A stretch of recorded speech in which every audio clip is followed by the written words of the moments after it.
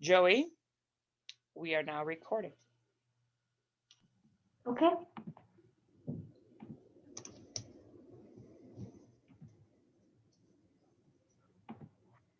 Whenever you are ready, my dear.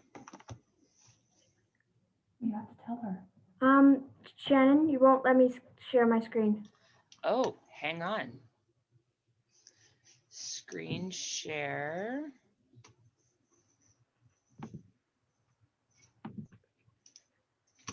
Is she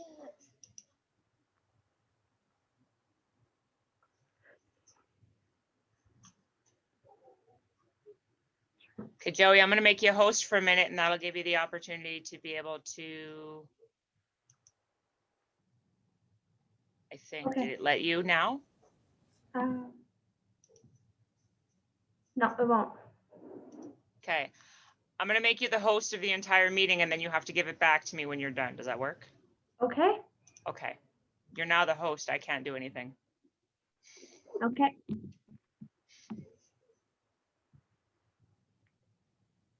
Okay. While growing up on my grandpa's farm, I always wondered what other cattle breeds there were. We always had the traditional breeds that are on most Canadian farms. But what else is there? Good afternoon, ladies and gentlemen, honorable judges, chairmen, and fellow 4-H members.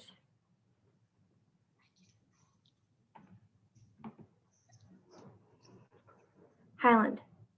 The history of Highland cattle is they originated from the Highlands on and the west coast islands of Scotland. Throughout history, the breeders have taken great care to retain the original traits of these cattle. Originally, the breed was divided into two classes, the West Highlands and the Highlander. The Scottish Highlanders' proven ability to produce top quality meat without the addition of expensive high quality feeds that make this breed the perfect choice of those people who wish to produce premium beef with natural feed. Beefalo. The reason of raising beefalo center on their heading like domestic cattle while retaining bison traits. Early records show that beefalo could be finished and marketed up to 40% less cost than traditional beef animal. Beefalo were extremely popular during the 1970s but fell out of favor mostly due to arguments over proving their bison content. Blood testing was available during beefalo's early years was not exact and often open to each lab's opinion. They are mostly used as meat animals. Hungarian Grey. These, this is an ancient breed which belongs to the Poldolian type of cattle group, although its origin is not completely known. It probably arrived with the Hungarian conquistors during the 9th century. The Hungarian Grey has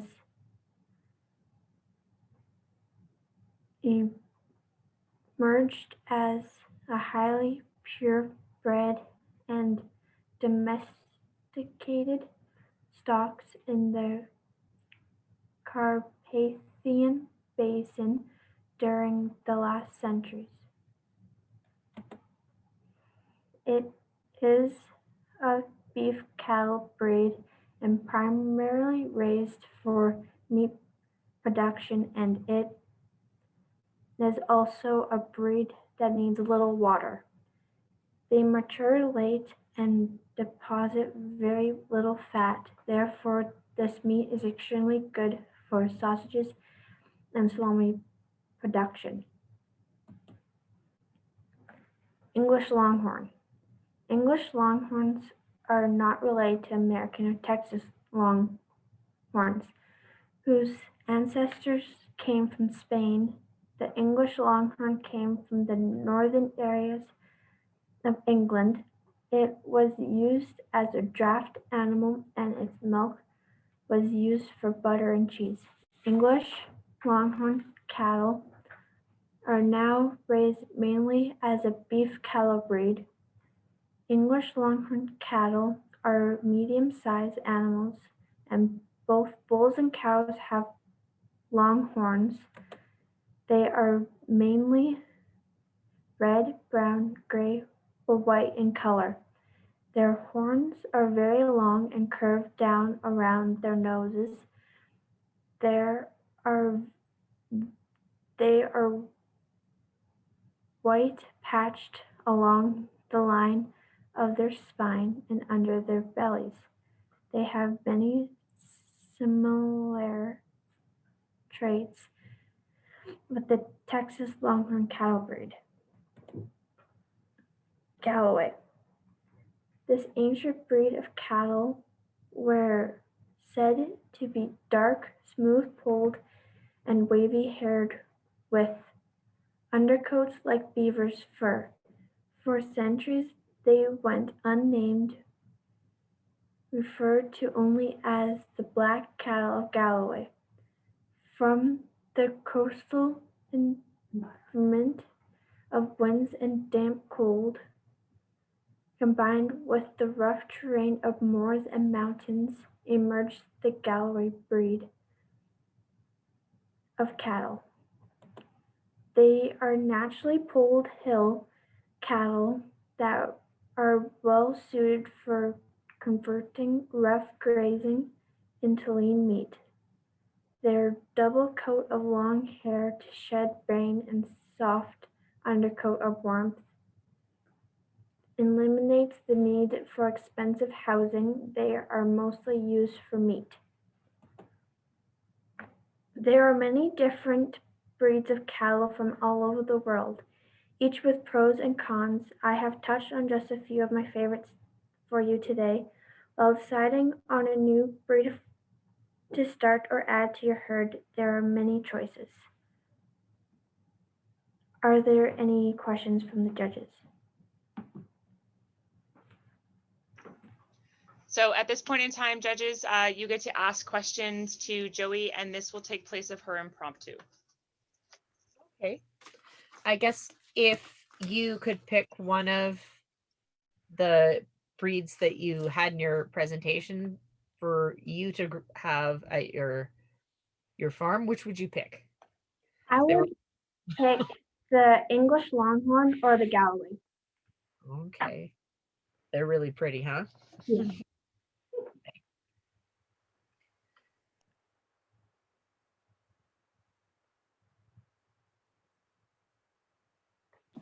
And Joey, I was just wondering what made you decide to pick this as your topic today?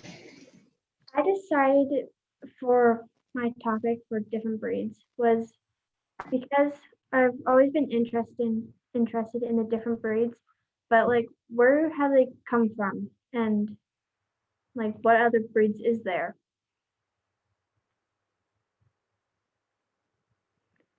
Thank you. Appreciate that. Thank you.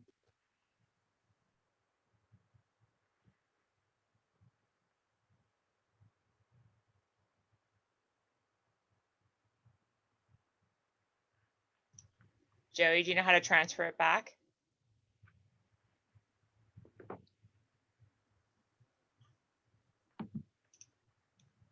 No, Okay.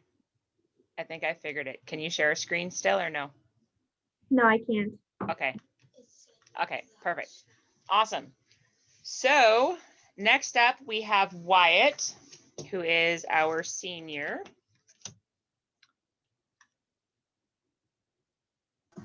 Are you ready, Wyatt? Yeah. Do you want me to try to share screen or? Do you need to just- share a screen or are you good? You're good? Awesome. Okay, well, as soon as you start, I'll start the timer. Hey, sounds good. The year is 53 BCE. Julius Caesar has been in Gaul for 5 years now and has systematically conquered individual tribes and suppressed their freedoms. Caesar's brutal reign over the region was noted by the tribes of Gaul. They began the early stages of rebellion. Thank you, Master Chairperson, honorable judges, ladies and gentlemen, and fellow 4-Hers. In ancient times, Gaul was an area made up mostly by France, Switzerland, and northern Italy. By 53 BCE, there had been many brutal battles in Gaul since Caesar's occupation of the territory in 58 BCE. Individual tribes had no chance of defeating an army as big and powerful as Rome. These tribes knew that they wanted to live free from the influence of Rome, they'd have to fight. These tribes were largely independent from each other. So in 53 BCE, the tribal leaders of Gaul met up to conspire a revolution. They chose a man to lead this revolution, Vercingetorix. Vercingetorix was a man born in Gaul somewhere between 82 BCE to 83 BCE. Very little is actually known about the man other than that he was a chieftain to the Arverni tribe.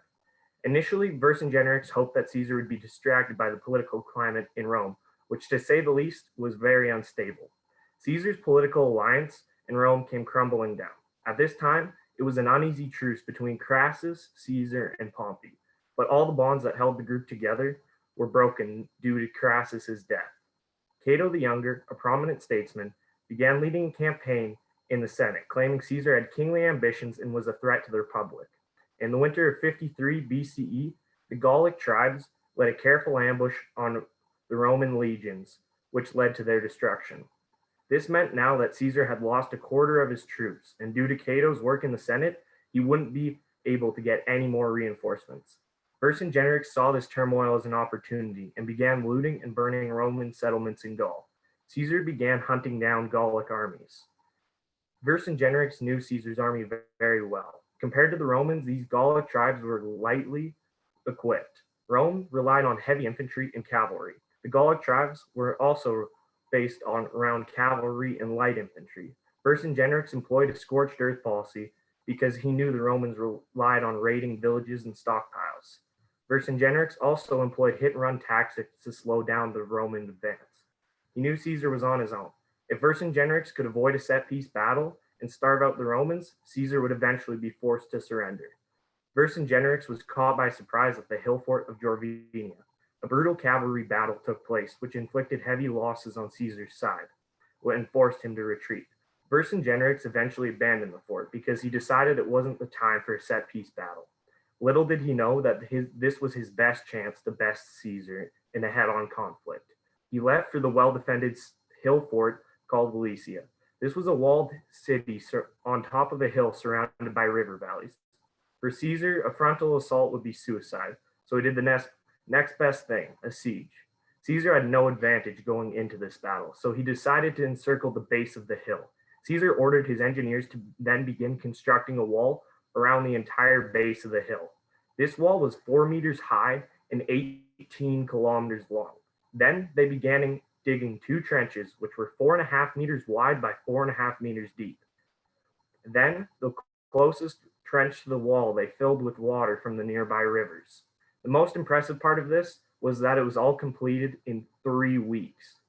About 2 weeks into the build, Vercingetorix had his cavalry group charge the Roman building crews, and one of these units escaped north to rally troops. Caesar knew that the cavalry would be back, so he decided he already had one wall, so why not build one more? This new wall was very similar to the build of the interior wall. This one was 21 kilometers long and had many outposts to fire at the attackers. There was also 4 cavalry camps based around it for fast communication. The besiegers were now being besieged. Vercingetorix had 80,000 troops in the city, and the Romans had 60,000. Now, there's a lot of debate between how big the Gallic relief army was, but what we do know is that the minimum number of Gallic troops was 80,000, but some estimated up to be 250,000. Either way, Romans were massively outnumbered. Vercingetorix and the relief army would hit the Roman lines simultaneously, but the Roman cavalry stood out in their decisive action against the Gauls. Eventually, on October 2nd, 52 BCE, the Gallic Relief Army breached the line. They focused on a weak spot in the Roman line. They had 60,000 men break through this line. The rest of the Gauls would try to spread out the Roman line. Vercingetorix did the same at a weak spot on the inside of the wall.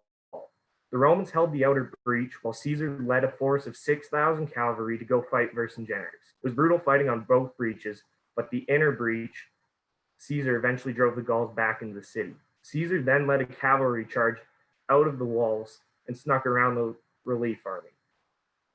This was extremely dangerous, judging by the fact that Caesar was outnumbered about 10-1 at least. This charge became a full-on rout. The Gallic armies retreated, and the Romans began trying to chase them down, but were too tired to continue on. The next day, Vercingetorix had no other option than to surrender. He rode out on his own and surrendered to Caesar. The losses for the Romans were only about 12,000 men, as compared to the Gauls, which were from 56,000 to 90,000, with 40,000 captured. With this surrender, Gaul would become an official territory of Rome. Small battles would continue to about 50 BCE, but by then the idea of a rebellion was lost. Vercingetorix was executed in Rome in 46 BCE, but his story of defiance would not be lost to history. Napoleon would order archaeological digs of Alesia and offer him as a hero of France. In the late 19th century, many French painters and artists portrayed him as a larger-than-life figure. Just 2 years later, in 44 BCE, Caesar would be assassinated during a Senate meeting by his own countrymen. The oppressive rule over Gaul installed the determination into the Gallic people and led to the mentality of live free or die, which was felt for centuries after their brutal struggles. Thank you.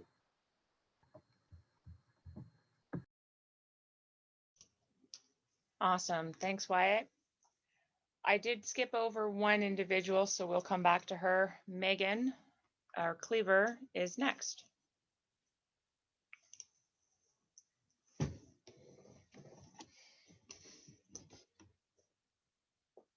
Give her. Wolf's a farm cat. He's nice and sweet. He runs fast. When you keep her warm, she won't want to get off your lap. He loves people. She goes on the road lots. This is my first speech in 4-H. Good job, babe.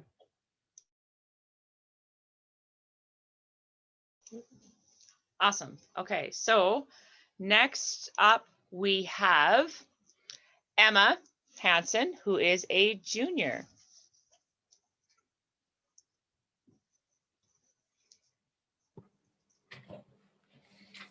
Good afternoon, honorable judges, ladies and gentlemen, and fellow 4-Hers. Today I'll be speaking about rabbits. I have a white and gray rabbit who is 3 years old on February 23rd. His name is Thumper. He is a 3/4 loft and 1/4 Rex rabbit. He is easy to take care of. I just make sure to give him lots of straw in his bed, especially in the winter months. His cage gets cleaned out every couple weeks. I feed him pellets with a sprinkle of oats twice a day. Thumper loves lots of fresh water. He dumps it out if it's not fresh. Rabbits eat leafy greens and grasses. Thumper likes lettuce and carrots the best. Rabbits can live up to 12 years old, so Thumper and I will be buddies for a long time. Awesome. Thank you very much. Okay, so next up we have Austin Norrit, who is an intermediate.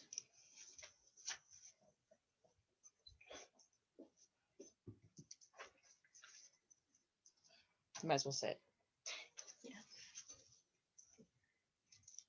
There are some who say it is more environmentally friendly to leave your car idling in a parking lot than to eat a hamburger from beef. I'm going to tell you the truth about that, not just because it is attacking my industry, but because I love cheeseburgers. Hello, Madam Chairperson, honorable judges, fellow 4-Hers, parents, and guests. Cattle have been used in agriculture since as early as 8,500 BCE, but now there's growing concern that cattle are a main cause for global warming. Now, I don't think this concerns surfers or people who want some kind of eternal summer, but beef ranchers are now facing the people who are concerned. However, do cattle really produce as much greenhouse gases as people think? I'm going to tell you the unexpected truth. First, I will address the most commonly known greenhouse gas, which is carbon dioxide, or CO2. CO2 is used for many things, such as the pop you drank yesterday, or the fire extinguisher you used to put out what would have been Christmas dinner. Despite its many beneficial uses, CO2 is the most widespread greenhouse gas because it is emitted from cars and trucks. Cattle do not produce CO2, but tractors, which are an integral part of any beef cattle operation, do. However, each year, my family uses about 1,000 liters of diesel in our tractor, which amounts to about 650 kilograms or 0.65 tons. While the average highway tractor that ships to stores and restaurants produces a whopping 90 tons of CO2, while the average person creates about 4.6 tons with their vehicle, which is about twice as much as the cattle themselves make. Speaking of which, let's talk about those gases that the cattle make. Methane. Methane is a colorless, odorless gas that makes a chemical reaction to turn things blue and also makes explosives in tires, even though those two things are completely unrelated. And it is also a, can you guess, greenhouse gas, being even more potent than CO2. However, what most people don't understand is it makes up for this potency by not lasting in the atmosphere for nearly as long. Cattle produce methane because of a bacteria in their rumen or large stomach called methanogens that help them to digest coarse plant matter. However, 11% of all greenhouse gas of all methane comes from landfills and wastewater treatment plants. The landfills create methane because of garbage decomposing without oxygen. As for the wastewater treatment plants, I think this is very interesting because I think we can all think of something very comparable to cattle waste that we put in there. Not just that, but methane makes up just 9.5% of all greenhouse gases. Less than half of that comes from agriculture, and only half of that comes from cattle, making their gas emissions 2.5% of all worldwide greenhouse gases, as opposed to the 15% that many sources may tell you. So, why do ranchers still raise beef, even though there is a growing number of people who think that cattle are bad for the environment? Beef is a very healthy food, being a great source of 14 essential nutrients, including protein, zinc, and vitamin D. Besides this, it tastes phenomenal when prepared right. Because of this, you can find beef in almost any grocery store or restaurant. Thus, farmers have no problem finding consumers.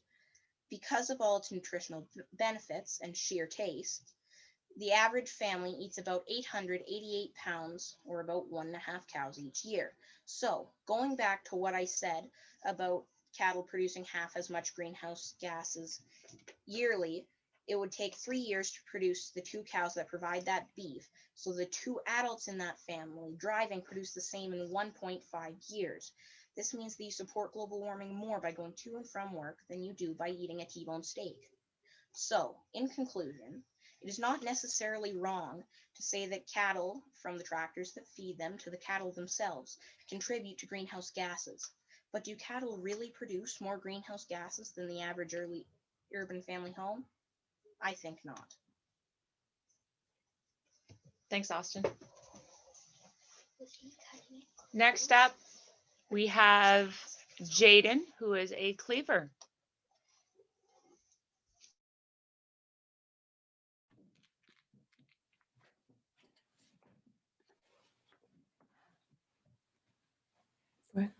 My name is Jaden Hanson, and I am 7 years old. I am a Cleaver in the Bowen Beef Club. Thank you so much, Jaden. All right, next up we have Grace. Grace is an intermediate.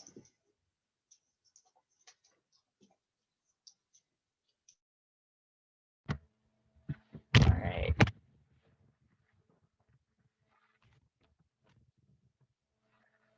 I think that's good.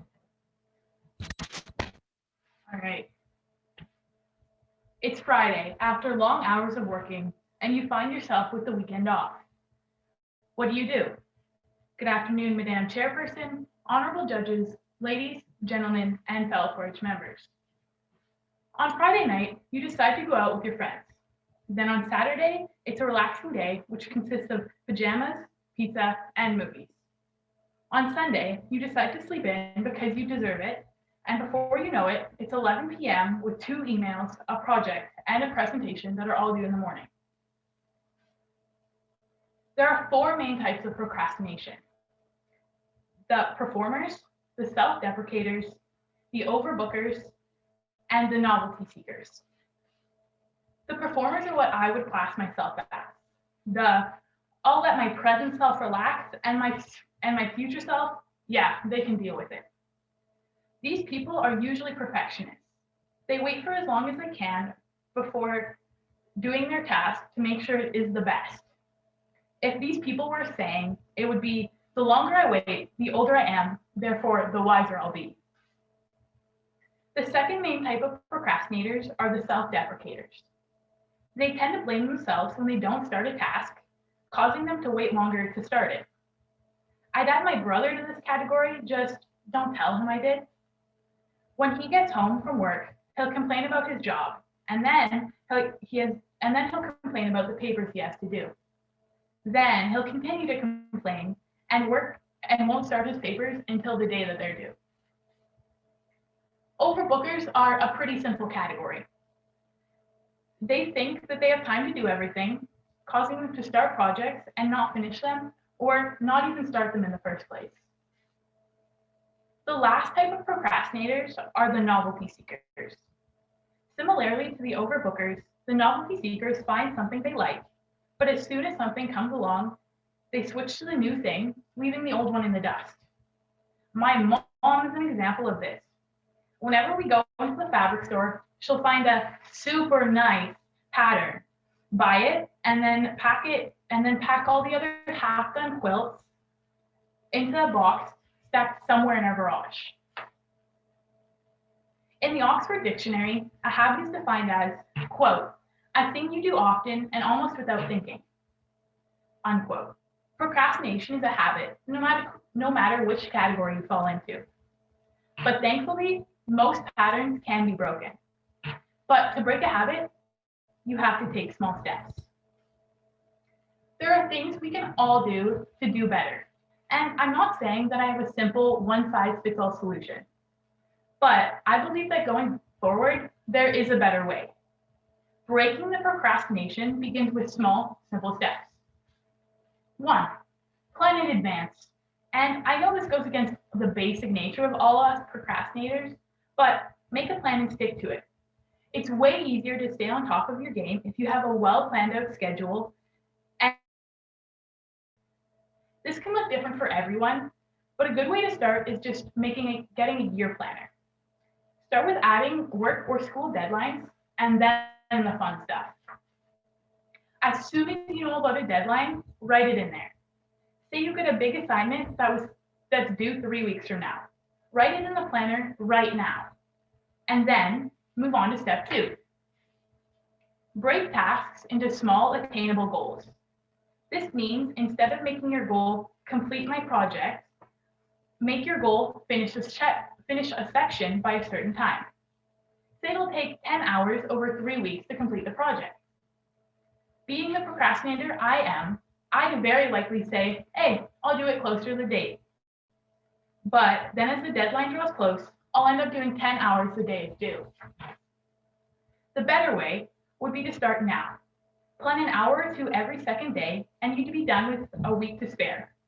Then you'd still have plenty of time to go over your work and make sure it's done well. And then there's the real key step. 3, reward yourself. You've done the work, people. It's time to reap the rewards. Reward yourself along the way and celebrate the little successes. This might mean setting yourself a bowl of your favorite candy and getting to eat one every time you get through a paragraph of reading, or going for a walk with your dog when you complete a page of writing.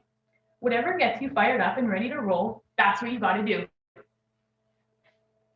Really, there's no right or wrong answer on how to beat procrastination. Each of us has to fight our battle in our own way. Just before you decide to start another episode of your favorite show, or go out with your friends, remember that Monday morning is a lot closer than you think. Thank you very much, Grace. Next up, we have Lane Norrit, who is a junior.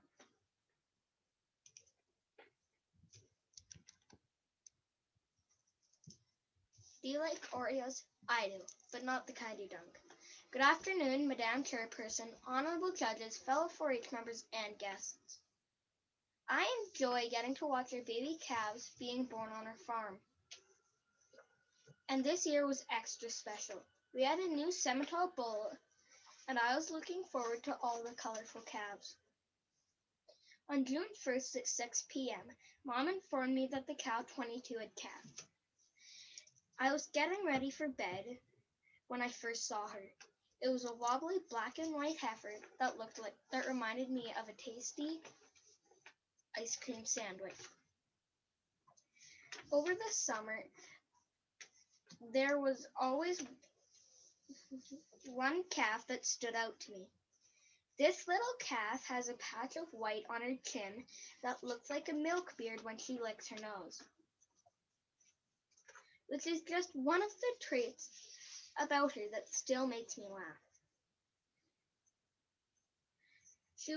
She also would not run away from the ranger when I helped Mom and Dad check cows on pasture. Not only she was cute, but she was quiet like her mom.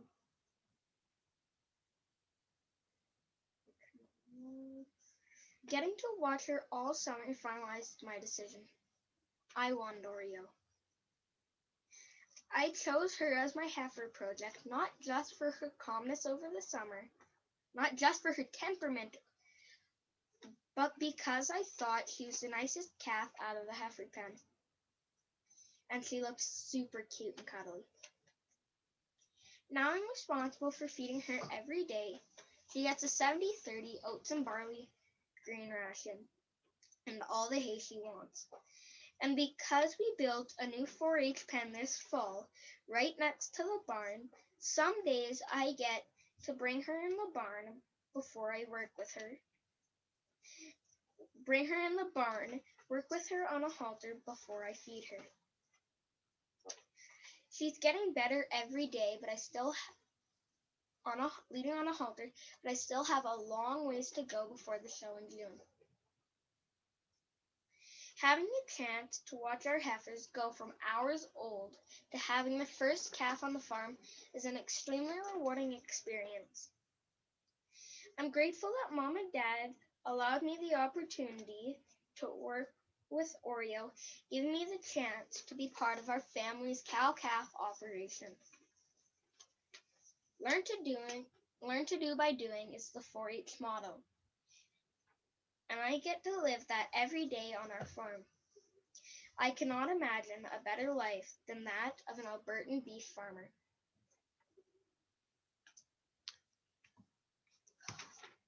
Thank you. Next up, we have Ellie, who is an intermediate.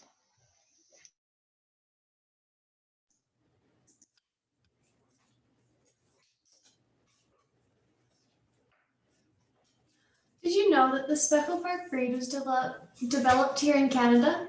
They actually originate from Maidstone, Saskatchewan, where they developed and spread throughout Canada. Good afternoon, Chairperson, honorable judges, and fellow 4-Hers.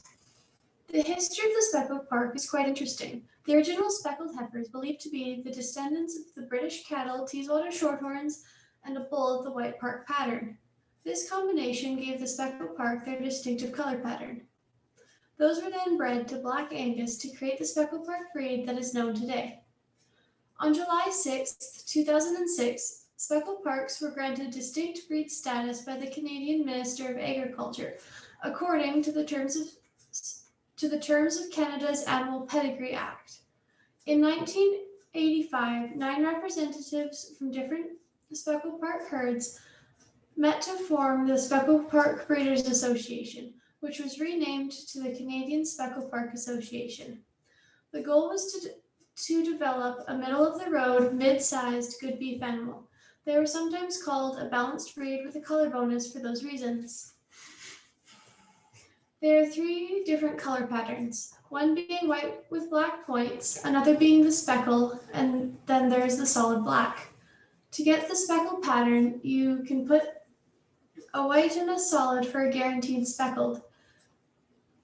Breeding a speckle to a speckle gives you a 50% chance, as well as breeding a speckle to a solid.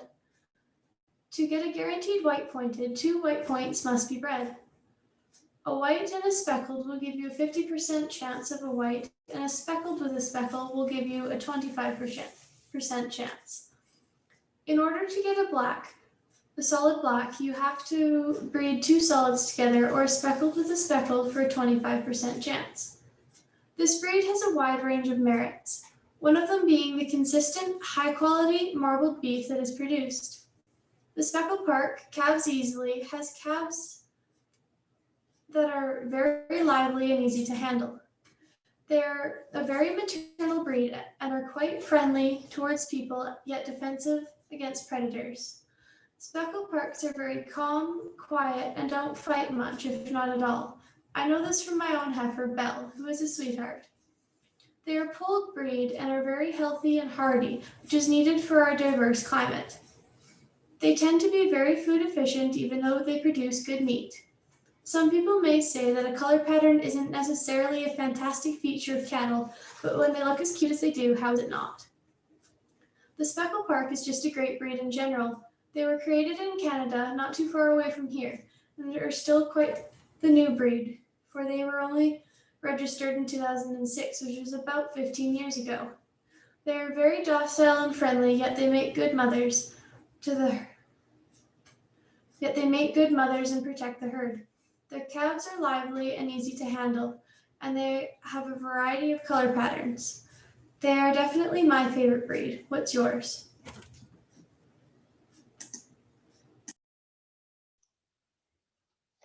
Thank you, Ellie. Next up, we will have Ethan Hansen. Ethan is a junior.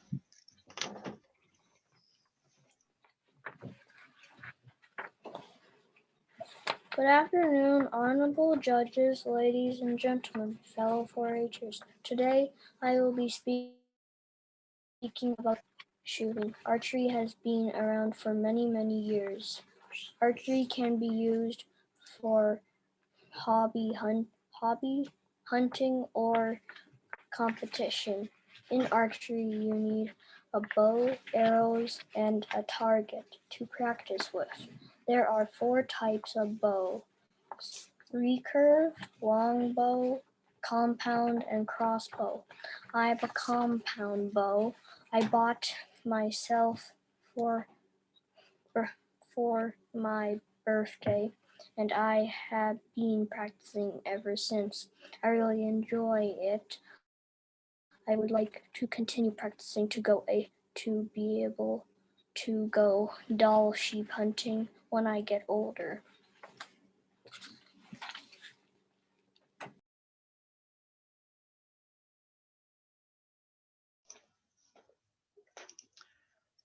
Okay, so that takes us through our prepared speeches. I'll give the judges a second to go ahead and catch up with their markings. Judges, at the end, I'm going to ask that you send, so this sheet here, you guys will have them written down with your points and stuff coming down the line. And then you're also going to have this sheet here where you're going to put your placings as to how you would place them, first, second, third, fourth. If you guys could take a picture of that with your phone or some device and message that to me either through the chat here, or you can text me on my cell phone. I'll throw my cell phone number in the chat. That way at the end of the impromptus, we can get the totals put together so that the kids can know where they're at, and I can get those numbers together while you give your comments. So that being said, Ethan, you are going to be our first impromptu. So I'm going to go ahead and I'm going to shoot you, or sorry, message you. Sorry. I'm going to message you your 3 impromptu topics. You will have 15 seconds to decide which impromptu topic you would like to use. Once you've done so, if you could please give me a thumbs up, and I'll start the timer. You'll have 1 minute to prepare your notes, and then we will get going with your speech. Does that make sense? I think so. Okay. Awesome. All right, I'll send that to you right now, Ethan. It'll come in the chat.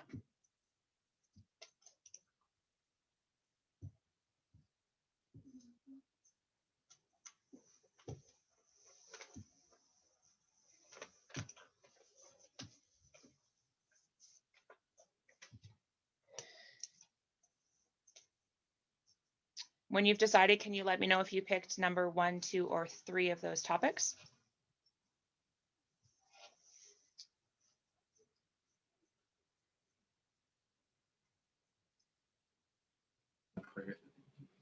Are we telling you verbally? Yeah, just tell me 1, 2, or 3. I'll know what they are. Just tell me 1, 2, or 3. 3. 3? Awesome. So Ethan, you have 1 minute to prepare your speech.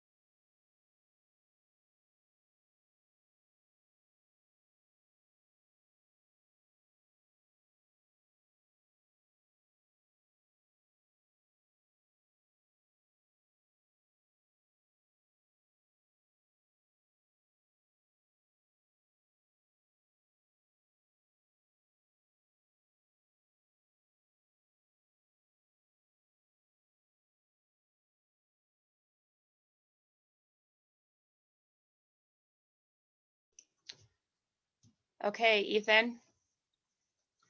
All right. So Ethan, I will introduce you to our judges. Ethan is a junior. He is doing his impromptu on snow.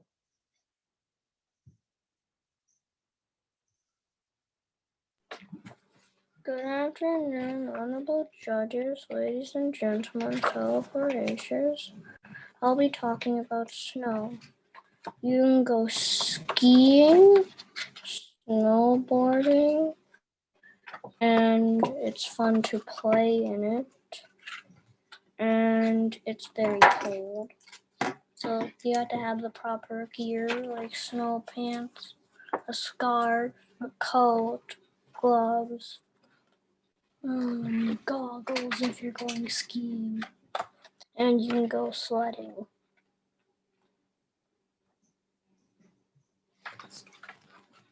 Okay. You done, bud? Yeah. Okay. Awesome. So next up, we are going to have Ellie. Ellie, in the chat, I will send you a direct message. You have 15 seconds to decide if you would like topic 1, 2, or 3, and then just verbally let me know which one.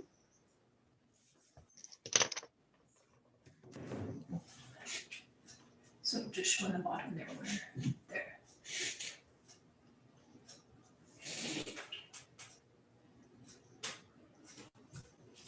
Two. Sounds good. You have 1 minute to prepare.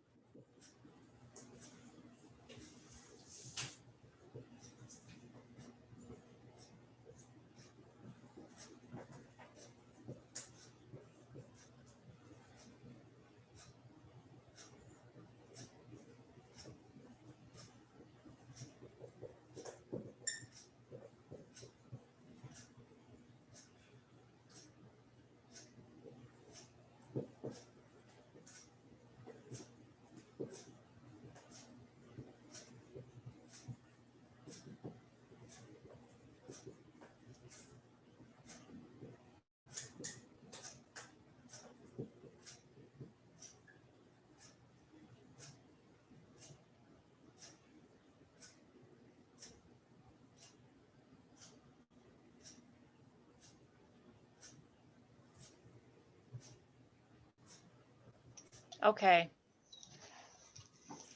So next up, we have Ellie. Ellie is an intermediate. Is peace possible? I personally believe that peace is possible. Good afternoon, Madam Chairperson, honorable judges, fellow 4-Hers, and parents. I believe that peace would be possible if all of the leaders of the different countries would do their best to get along with one another. And I believe that if everybody did their part to help one another out, peace could be possible. If everybody helped each other instead of just helping themselves, the world would be a better place in general.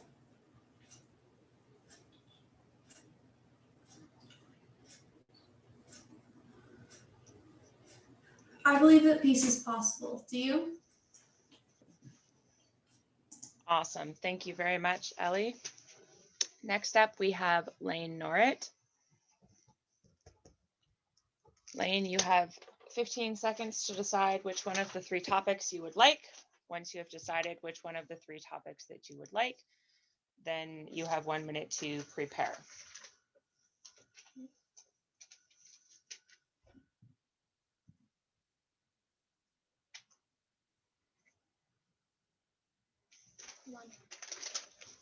Okay, you have 1 minute to prepare your notes.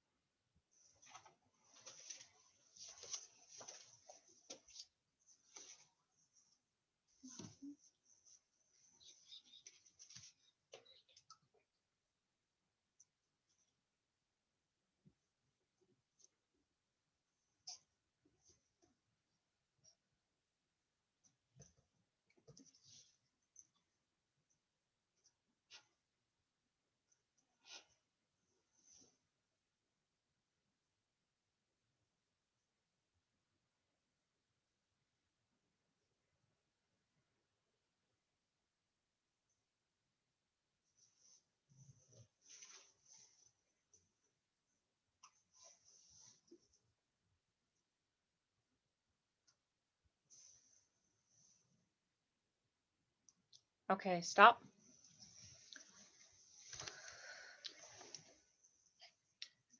We have Lane Norrit, who is a junior.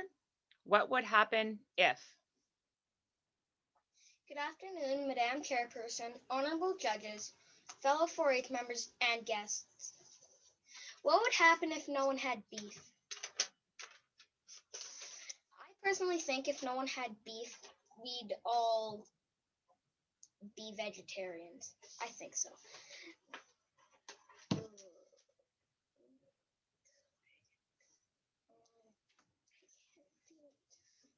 Done? It's okay. Hey, listen. It's okay, buddy. Next up, we have Grace. Grace, I'll send you the topics in the notes.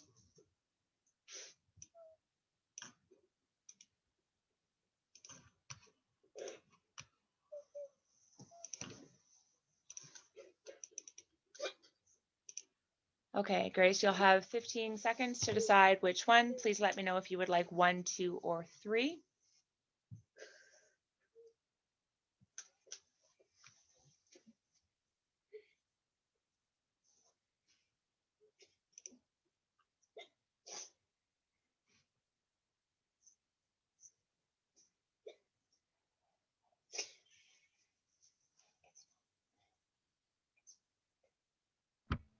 One. 1.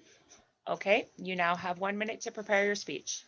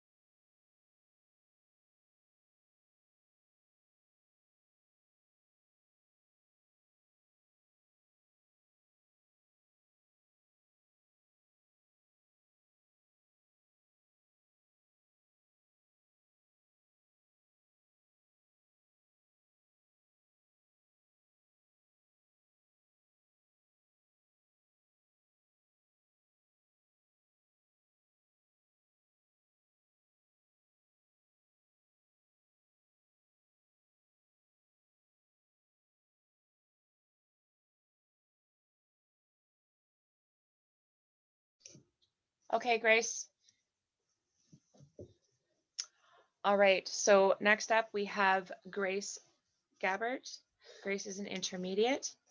Time, use or abuse. When the term use or abuse is used, well, it obviously means two separate things. Good afternoon, Madam Chairperson, honorable judges, ladies, gentlemen, and fellow 4-H members. So, use is when you borrow something. For instance, my sister's clothing, I use it all the time and I don't ask for her permission, but it's still being used because I return it. Now, a time when something was abused was on my brother's 21st birthday. So we all go out to one of my brother's friends' fields and we're shooting 22 guns and aiming at balloons farther down the field. So I have my scope on this red balloon and I pull the trigger and there's just a loud bang. And the balloon didn't pop, so I was just so confused. Turns out the barrel of the gun is lower than the scope, obviously, and the barrel of the gun was pointed on my dad's hood. So I pull the trigger and it dents my dad's hood, and there's probably a hole about this big now, but it looks like something backed into it. So obviously there's a difference between use and abuse, and I definitely did abuse my dad's truck then.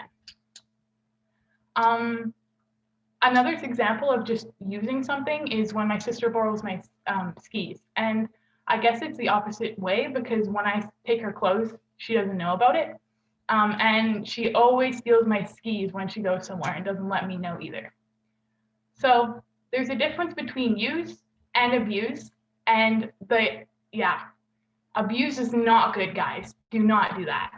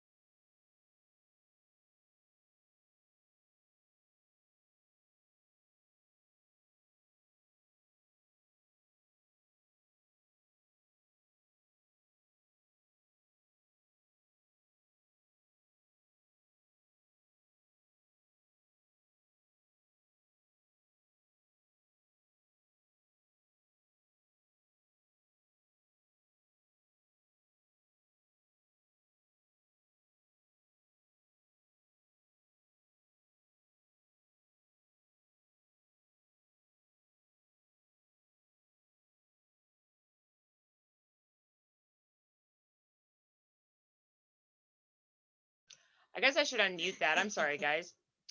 Next up, we have Austin Nort, who is a intermediate. My favorite season. Do I really have to just pick one? Good afternoon, Madam Chairperson, honorable judges, fellow 4-Hers, parents, and guests. Out of the 4 seasons, I really don't think I can pick just one because they all have their benefits and, of course, their cons. As for summer, a lot of people usually think that's the perfect season. But I am a person who really would be rather too cold than hot. So despite all the really good things, I really don't think summer would be my favorite season. Winter, it's really nice because there's a lot of really fun things you can do. But after a while, the novelty wears off and you're just tired of it. Spring and fall, I think, are probably my 2 favorite seasons because they're right in the middle of the good things about summer and winter. Not too hot, not too cold. So, what's my favorite season? I really can't say. Okay.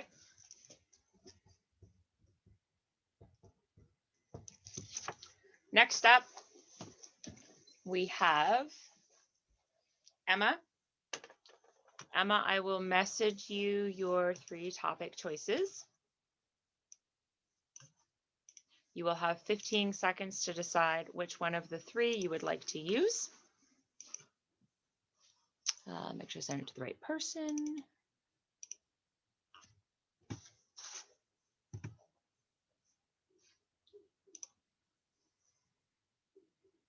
So just let me know if you would like topic 1, 2, or 3.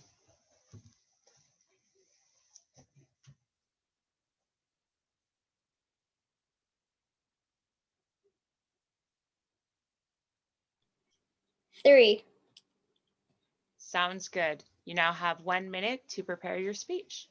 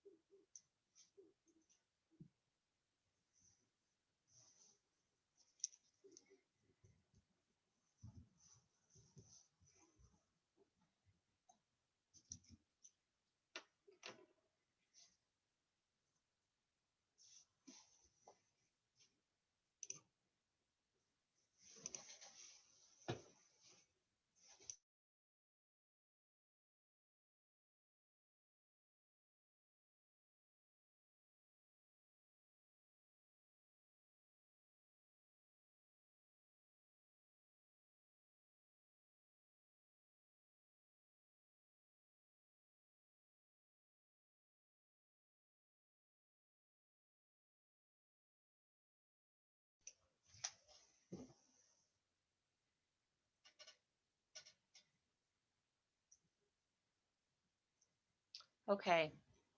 Next up, we have Emma Hansen, who is a junior. Grandparents. Good afternoon, honorable judges and ladies and gentlemen and fellow 4-Hers.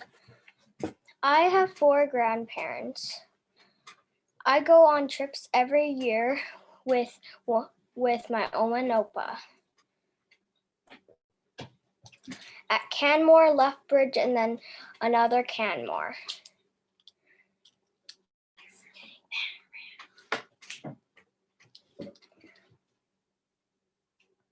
I have sleepovers at my grandma and grandpa's, and my brother Jaden always asks for pancakes. I like going on the trampoline with my grandma and grandpa.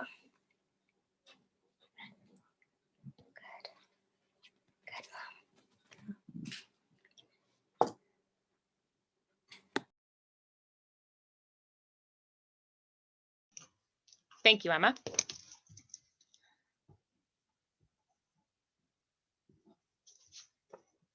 Next up, we have Wyatt Bowden.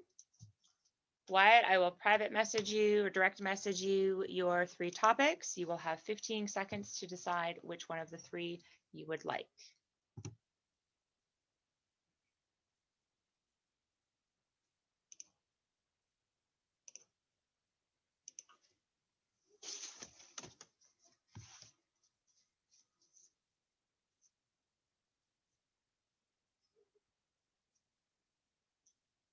Time. We'll go with number 2.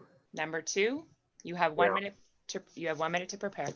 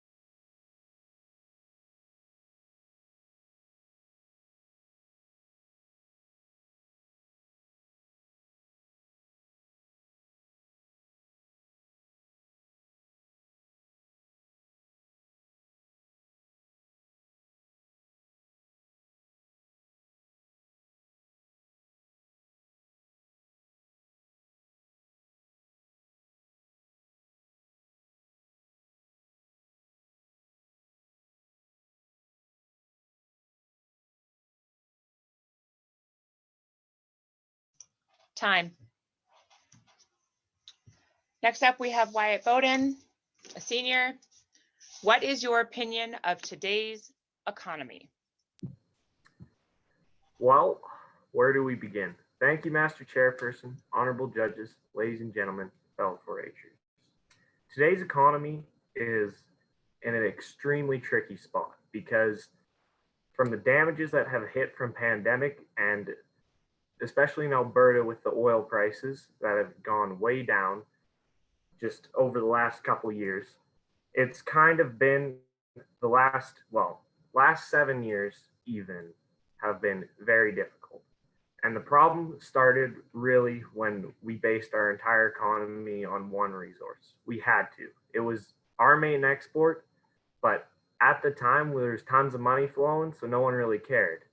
But when we started running out of money, we started realizing, oh, it would have hurt a lot less if we diversified. And that's kind of just the sad truth that it's going to be, is we should have done it then, but it's more looking to the future now of what can we do? What other backstops can we have if something like this ever does happen again? And even stocks right now, you're starting to see the rise again of the middleman, of younger fellers and people with extra money coming in and trying to do something about the stocks, but it's not really working great. And definitely with the pandemic, we're going to see a lot of a shift from small business back to large businesses and corporations.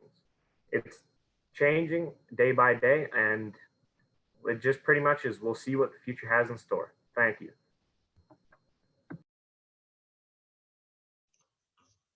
Thank you, Wyatt. Judges, I'll give you a couple minutes to finish up your score sheets and then just text those over to me, and then we'll open it up for comments.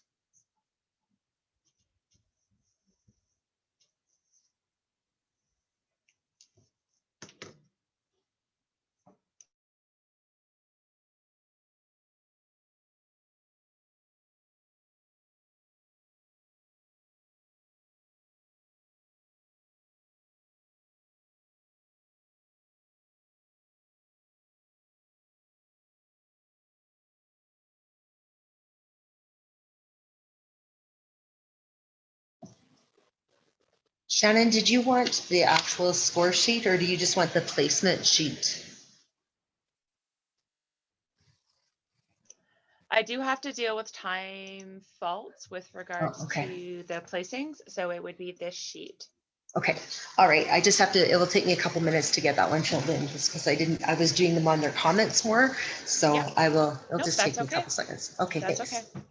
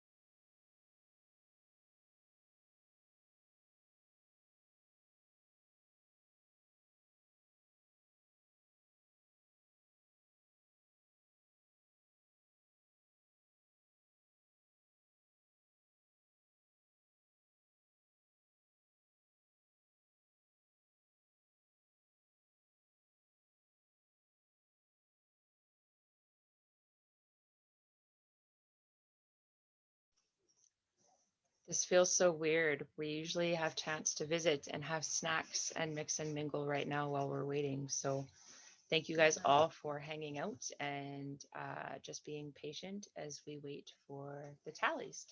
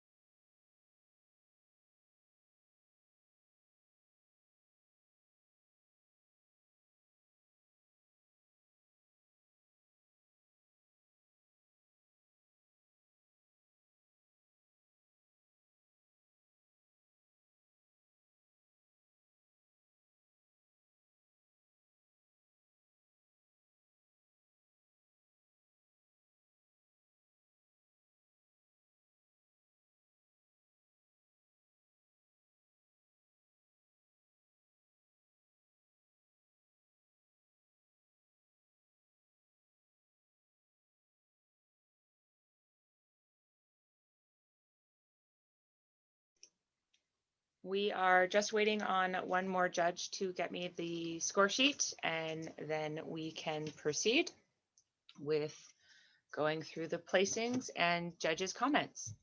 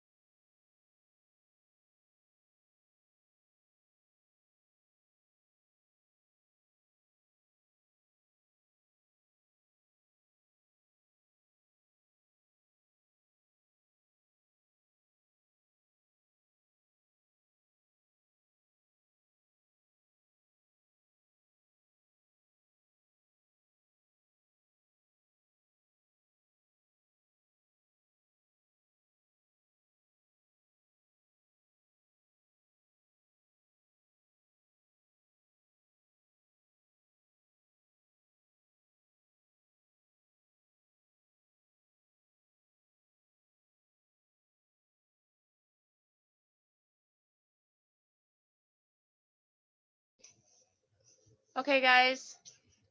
I have the papers back from the judges. So when you guys are all able to come back to your computers or devices and then show your screens, we will go ahead and have we'll go ahead and have the judges go ahead and do their talk.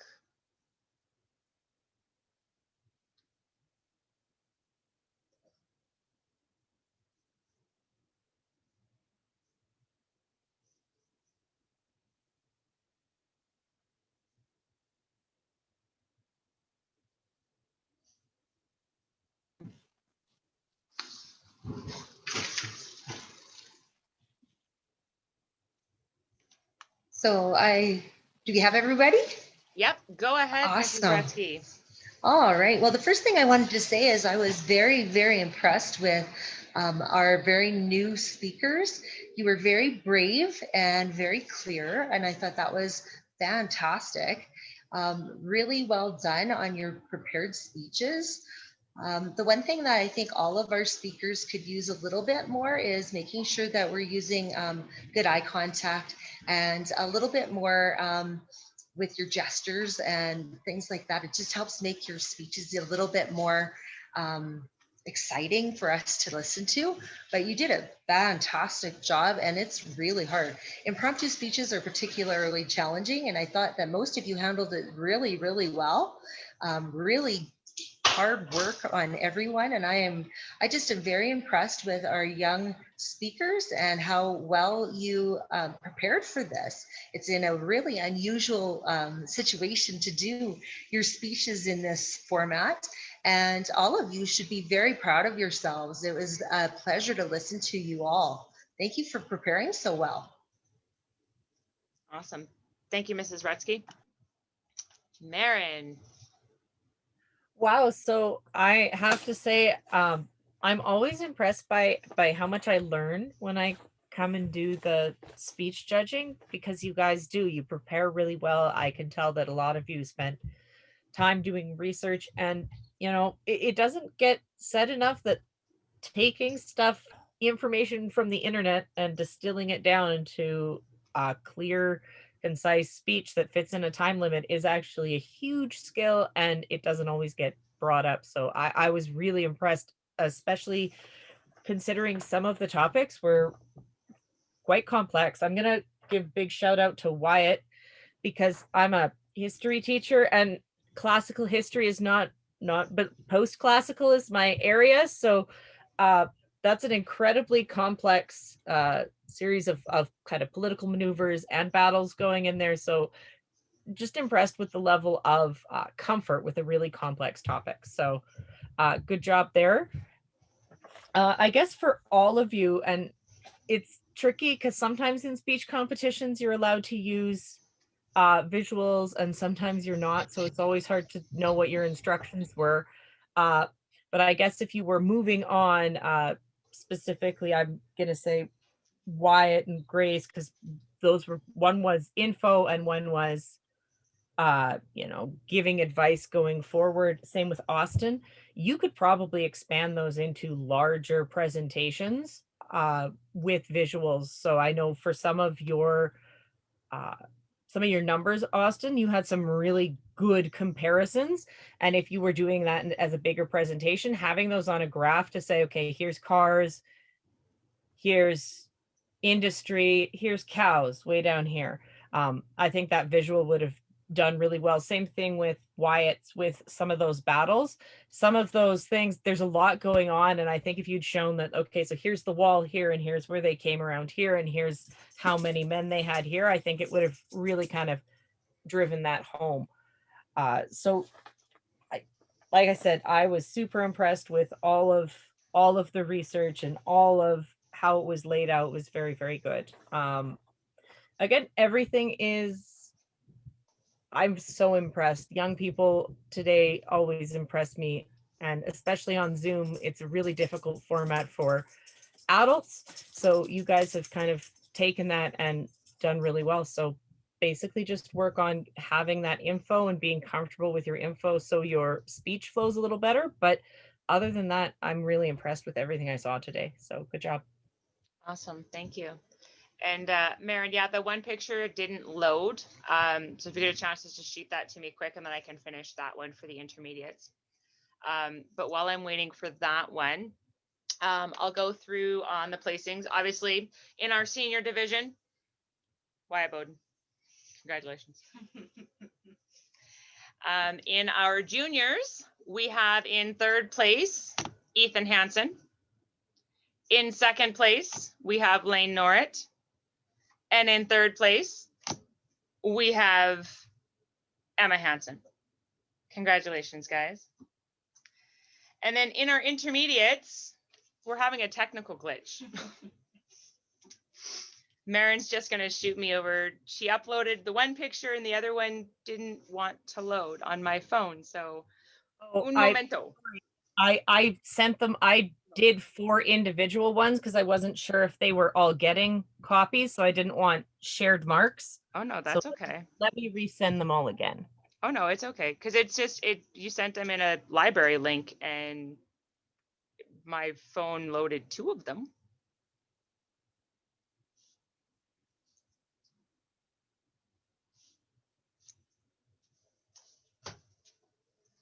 Other than that, guys, while we're waiting on that one, how do you guys feel you did? Is there anything, any comment from the peanut gallery? I wish there was no maximum time, just a minimum. I would have been able to do so much more. Yeah, I kind of ignored the time limit thing, not gonna lie. I was about probably 20 seconds over. Yeah, me too. And it's difficult when you guys are doing it on a screen because it kind of portrays a little bit different. Yeah. And if I don't think it happened, but if there was a glitch, it sounds like you got 5 seconds between each word and you're doing it right. Mm-hmm.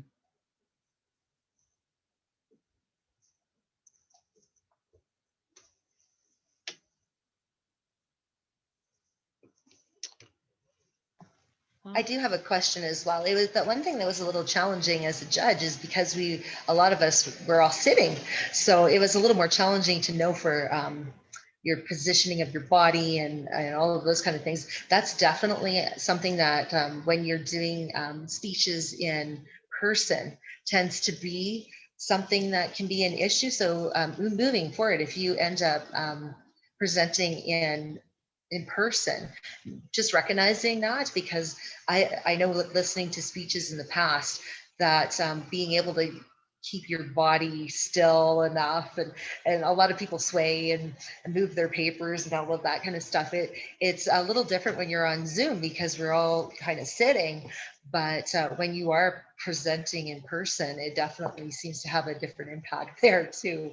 And you'll usually, I found that speakers often are a lot faster when they've got their audience in front of them. They tend to speak a little bit more quickly. So it's hard to tell if a little bit of that might have been changed because you're on Zoom. It definitely changes how you deliver because you don't see the same audience in front of you. So it definitely changes, maybe even your nerves. Did you find yourselves a little less nervous or a little more nervous? Yeah, I was wondering. I usually don't have much of a problem.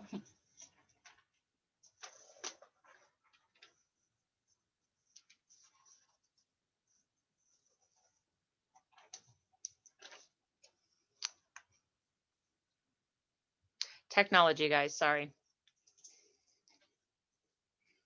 Yet another. I just texted you the numbers, so hopefully. Okay. I can email all of the stuff if they want the point breakdown. I think the comments one is just the one, so like the individual comments for each individual would be the only one. And then I can share that with the members and they can have that feedback. So yeah, once your text comes through, I can let the intermediates know where they stand. It was hard. They were close.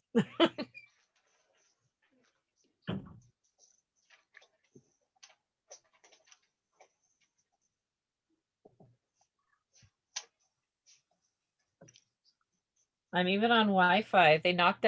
Someone knocked out a cell tower north of town.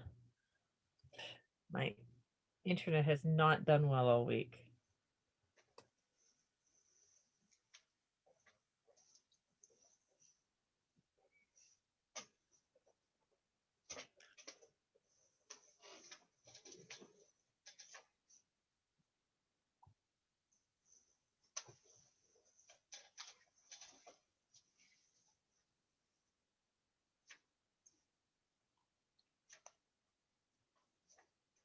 Can you type them in the comments, Mary? Okay. Or Facebook or something? I don't know. I don't like it. Literally, like there's nothing. There's nothing going. It's me Okay. talking. Are my texts coming through on Facebook? The last one did, yeah. Oh, Oh. hang on. What's this one? Wait. Okay, there's one person's. I see what you did. Aha, I see that now. Sorry, I just wasn't sure whether you were like people were getting them, so I didn't want to put them all together. I wanted to have them so you could hand them out to them if you needed No, to. that's okay. All right. That's all right. So that one came through.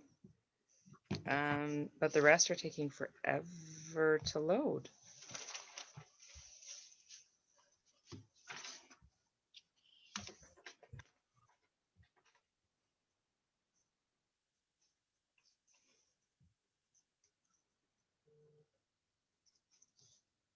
Ah, Facebook came through. There you go.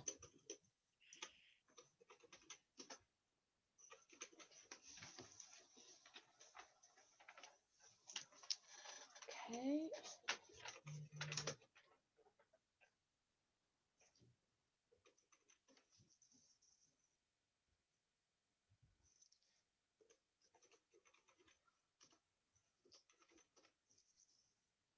Okay. Are you guys ready? We have our intermediate placings. In fourth place, we have Joey Matheson. In third place, we have Ellie Newton. In second place, we have Grace Gabbert. And in first place, we have Austin Norrick. Awesome. All right, guys. Well, I'm going to go ahead and stop the recording.